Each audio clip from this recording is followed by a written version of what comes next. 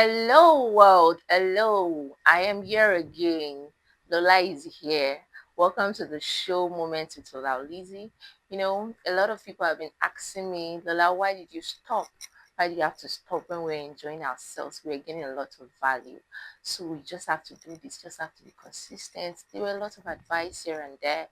And I told myself, yes, it's important to listen to people, to the voice of the people, but when the road is getting too tough and you need to just take a time to pause and begin yourself, and that was what happened.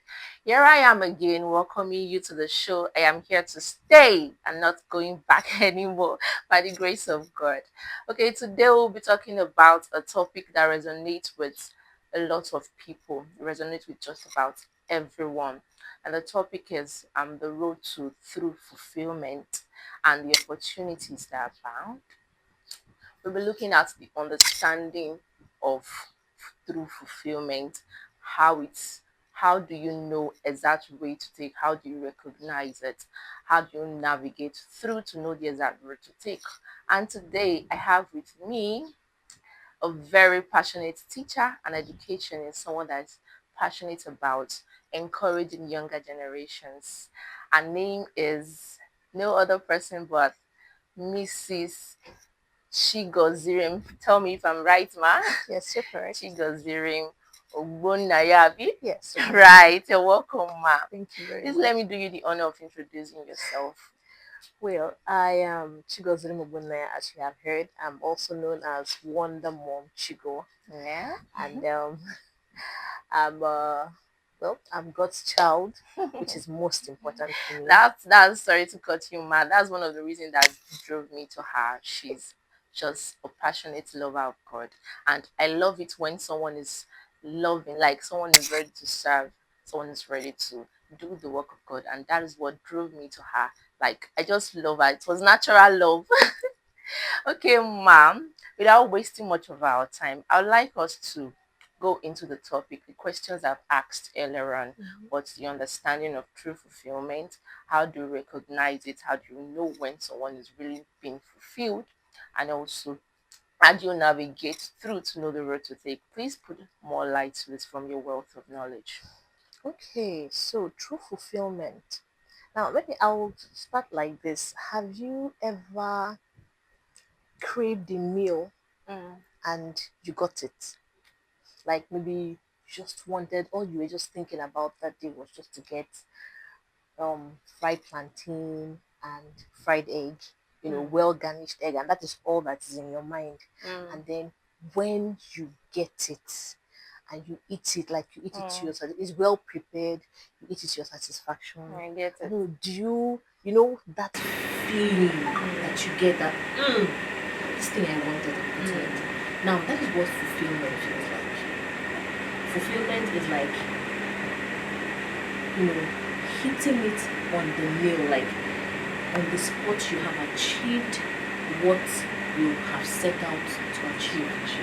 So that is what fulfillment feels like, right? And then we also talking about the road to getting fulfilled. Okay, but first of all, let me start with this. Before we can get fulfilled, we need to know what we were made for. Purpose. Purpose. We need to know what we were made for. And it's there's a lot of questions around purpose. So in order to know purpose, you must be connected to the one who made you.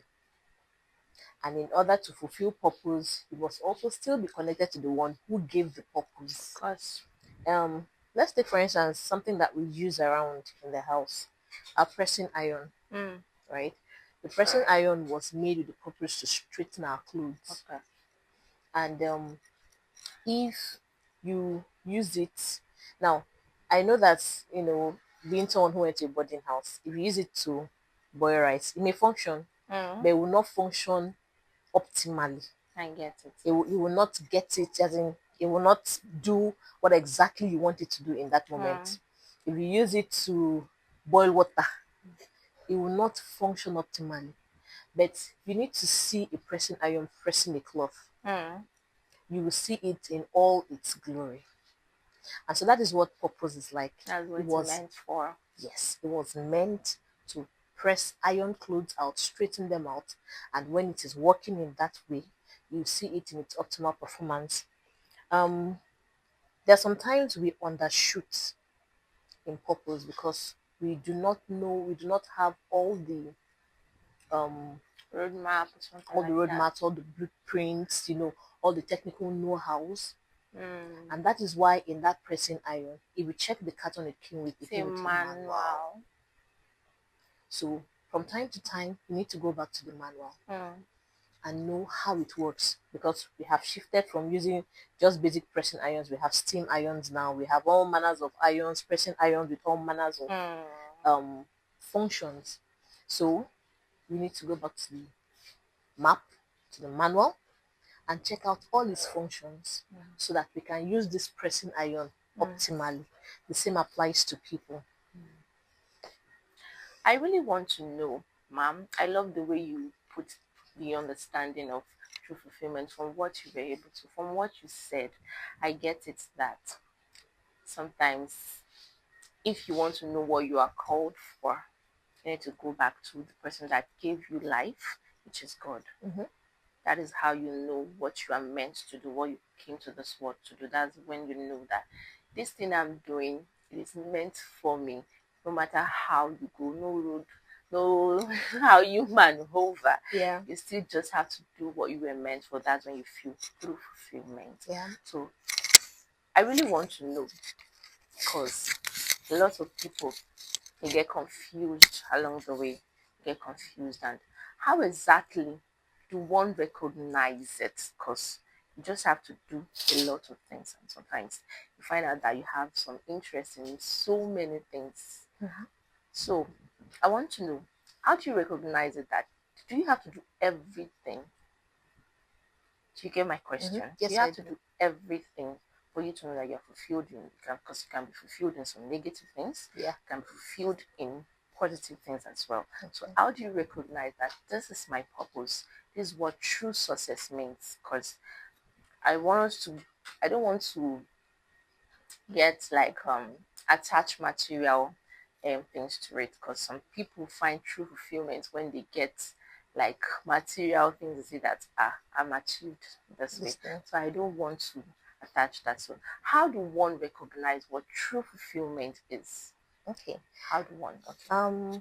So we have defined that fulfillment would come with finding your purpose and doing your purpose. There's a story I read some time ago about a wealthy man who, started doing business, getting money, and achieving milestone after milestone, of wealth. And he still felt an emptiness Despite the public recognition despite and all. public recognition, lots of money, his bank account, property, and all manners of what we would term, you know, this man is made. And he said he felt this emptiness until one day a friend of his called him and said, I'm going to the orphanage to go and donate some, what they call it, wheelchairs to the people there. And he said, well, he pitched in funds and decided, and then the friend invited him, why don't you come along? Let's go and do this donation ourselves.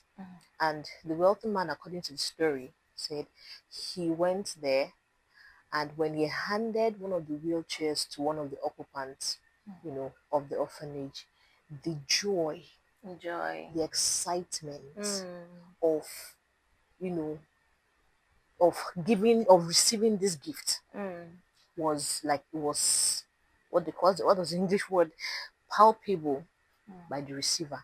And he said the joy that this man exuded was, it was like a satisfaction to him, like wow. So I would say this: purpose is actually um allowing yourself rub off positively On on others. others. So how do you find purpose? I think that is where a lot of people get to have a problem. I have learned over time that one of the ways, or one of the things that's happened to us, is that Some of our parents have, you know, in training, they have pulled us out of where we should be. That's okay. I have read, learned, experienced that as you watch your children grow, there's a time in their life where they don't send anybody. They don't care about what anybody thinks. They are in their natural state.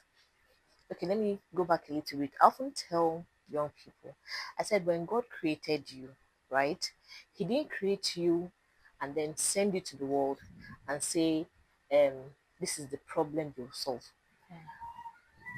When He told Jeremiah, I said, before you were formed in your mother's womb, I knew you. What He did was, there was a problem in the world, and God is looking down from heaven, and He's like, okay, I'm going to make Lola, and I'm putting the solution to this problem in Lola in her, and I will put her together and send her to the world. That's purpose. So children at a very early age are actually exhibiting their solution tendencies, their purpose. Like I said, they're not sending anybody at that point. But as they grow up, they want to blend in. They want to appease the parents. They want to please the parents. They want their friends to accept them. They want the society to accept them. And so they start losing their originality because we all came with it. I have a friend who once told me, a colleague who said to me, he said he had this gift of seeing and hearing. Like he didn't have to do anything, no special fasting and prayer as a teenager, right? But he said he was so weird that his classmates used to laugh at him and stay away from him. And so because of that, he said he started actively praying that God should take away the gift. And so as an adult now that he knows the importance of the gift, he's not functioning in it anymore. So he has to put in some extra effort, some extra praying, and seeking to be able to know those things. Now, why am I saying this?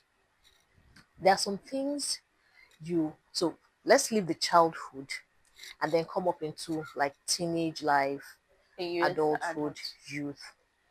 I have come to understand that whenever you see a problem and it gives you heartache, like it's like You're not I know settled. you're not settled. I know how to put this thing together.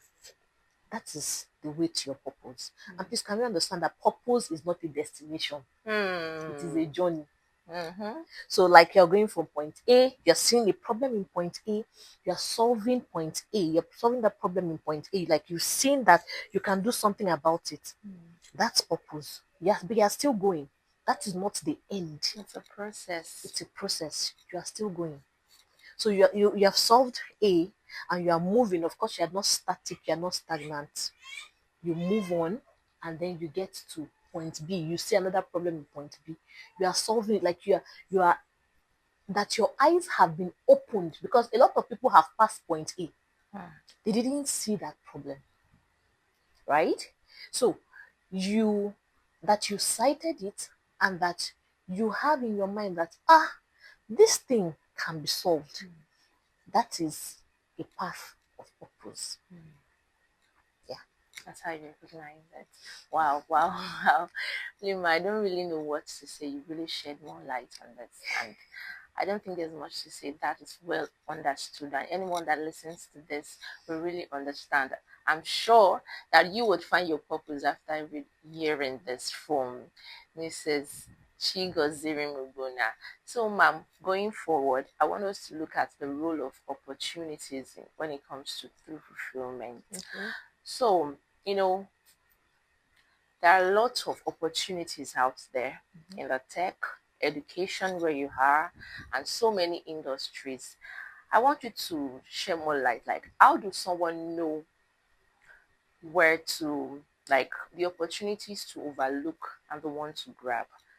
Considering the economy, it's not really friendly, especially presently now in the country we are, Nigeria. It's not really friendly. I will be reading out some commentaries of some people and of the well-known man of God, Kingsley Okonkwo and some other persons, some friends. I read it out very shortly, but I want you to just share more like how do one know the opportunity to overlook and the one to grab quickly while growing up, whilst in purpose, so you would not lose your purpose. Because I find out that a lot of people, they want to do everything. Like, do you connect the dots? Some things that you need to drop, some that you need to grab, and you still be in line in purpose. How do you do that? How do you balance? How were you able to balance it as an individual while growing up? Okay, now there is a particular passage of scripture that rules my mind really, and connecting the dots back, of my life or in my life, I find that all things work together for good Hmm. to them that love God and are called according to His purpose. Now, first thing, to them that love God. So the question is, do you love God? Hmm. Okay, so the reason I'm saying this is because there's so many things, and then you want to choose one. Let me tell a little story.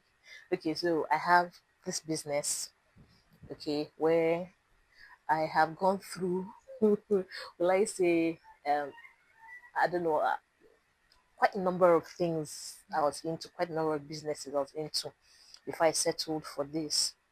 And I first of all, I would not even say there was really a passion for what I settled in for, right? It was just a fundamental, make we just get something, let's just have Yeah, money, I understand. let's just something to just bring in the extra Can really be cash. difficult. Yes. So, and I started with home appliances. And from home appliances, we went into children's stuff. Maybe that was inspired by the fact that I was having, you know, my older children then. Then, from there, joined jewelry, right? Settled finally for wedding jewelry, amongst other things. But that's my major focus at the moment in wedding rings, Nigeria. So I, of course, that was, and of course, the jewelry part was for me what was bringing in the most income. So with time, the other ones died down, plus some other challenges that came along, and I was like, okay, let me face this one and face it well. Now, I would be like 2 years into this business when I came to understand that it is not just about selling and making money. It is also connected to your purpose. And I had to sit back. Of course, I sat back. It was a meeting I went for in 2015. I can't remember what day exactly. And I can remember Pastor Dami of King's Assembly, and he was preaching at that meeting, and he said, your business is not just an income maker. It is, an expression, God's expression through you to the world. So I sat back and I thought about it. And I was like, okay, so yes, I've been called to teens and youth, right?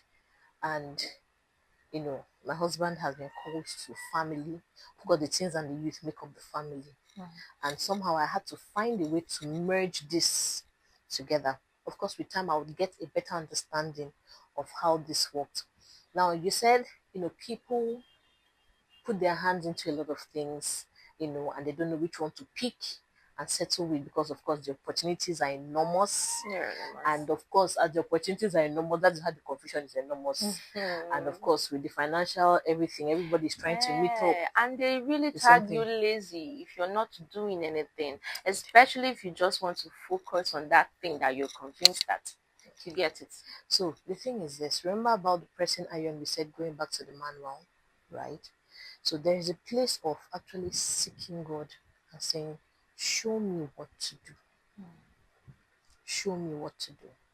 Then there's a place of you just believe in God's love for you and the fact that you are God's child and your life cannot be anyhow.